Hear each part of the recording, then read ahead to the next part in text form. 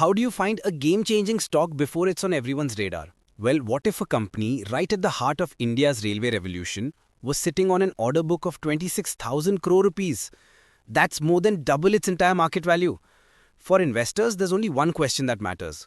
Is this a rocket ship about to take off? Or is the stock already burning too bright? Let's figure it out. The company we're talking about is Titagarh Rail Systems. Right now, few sectors in India are buzzing with as much energy as the railways. The government is pouring money into massive modernization projects, creating a gold rush for the companies involved. Titagarh has shot to the front of the pack, making headlines with one huge contract after another. Today, we're going to break it all down. We'll look at the business, comb through the financials, and stack up the incredible potential against the real-world risks. By the end, you'll have a much clearer idea of whether Titagarh Rail has enough steam to power your portfolio. So, why all the hype around Titagarh right now? It really comes down to one incredible number, 26,000 crores. That's the size of its current order book, a figure that includes its share in joint ventures and gives them a crystal clear roadmap for their earnings for years to come. A massive piece of that puzzle is the prestigious Vande Bharat project. A consortium of Titagarh and BHEL landed a contract worth nearly 24,000 crores to build 80 Vande Bharat sleeper trains and, more importantly, maintain them for the next 35 years. This isn't just a one-off manufacturing deal. It's a long-term partnership with Indian Railways that shows just how much trust the company has earned. The prototype for these sleeper trains, which will be a game changer for long-distance travel, is expected to be ready in the 2025-2026 financial year. This move into passenger rail is a huge strategic shift. The passenger segment now makes up about 62% of their orders, with the traditional freight business at 38%. This pivot towards high-tech, higher-margin passenger coaches for projects like Vande Bharat and various metros is the core of their growth strategy.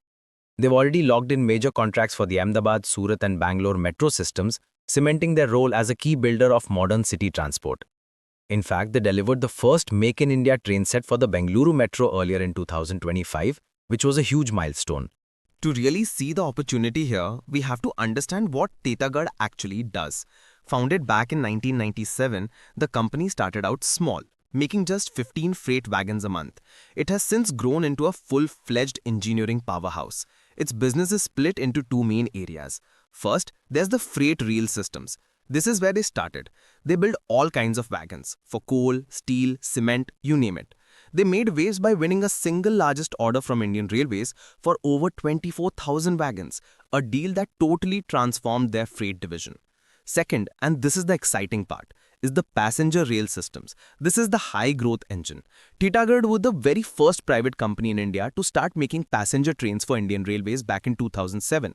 Now, this division handles everything from local trains to state-of-the-art metro coaches and, of course, the Vande Bharat Express. This isn't just about welding metal together. It's about sophisticated design, engineering, and integrating complex electrical and propulsion systems. But they aren't stopping there. The company is smartly expanding into areas that fit perfectly with what they already do best. They are moving into shipbuilding, having already won a record order worth Rs 467 crores for two advanced research vessels. They've even set up a new subsidiary, Titagarh Naval Systems, to build on this. On top of that, they're getting into railway signaling and safety systems, a critical area for the Ministry of Railways with massive growth potential. Alright, we are about to get into the money, the financials, and the arguments for and against investing.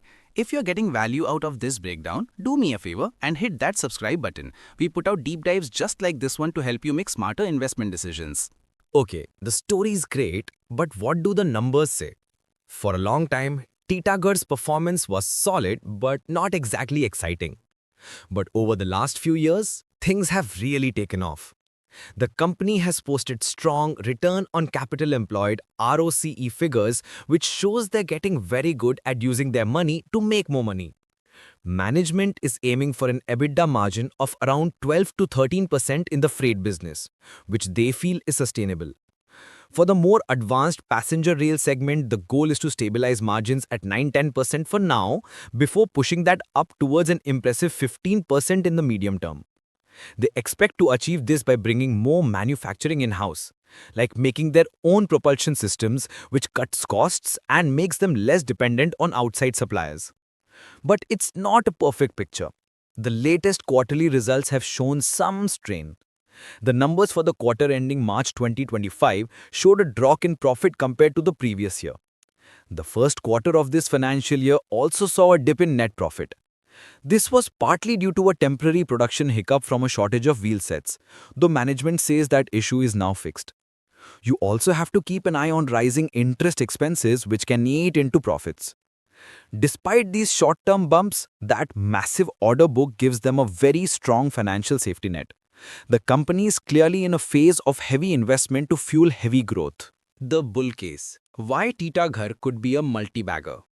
So what's the case for Titagarh hitting it big? First off, they are aggressively expanding their capacity. Titagarh isn't just winning orders, it's building the factories to handle them.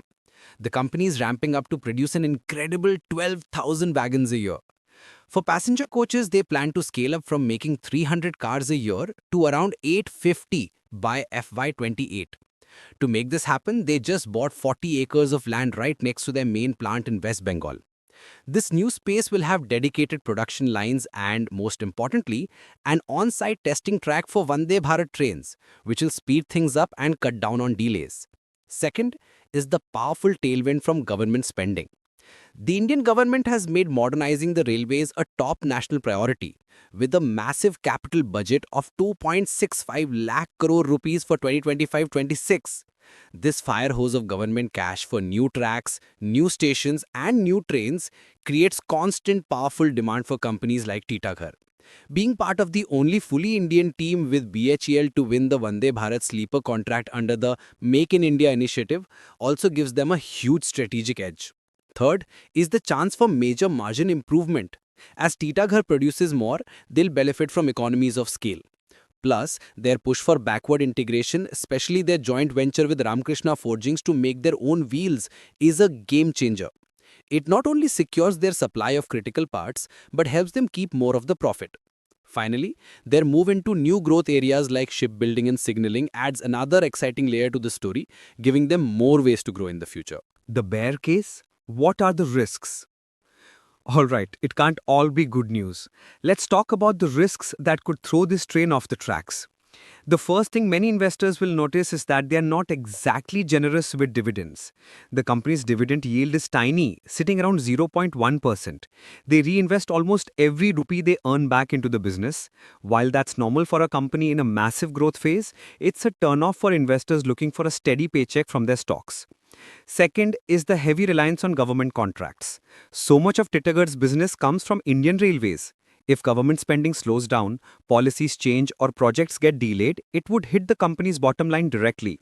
The Vande Bharat sleeper prototype timeline has already been shifted once, which is pretty common for these huge projects, but highlights the risk.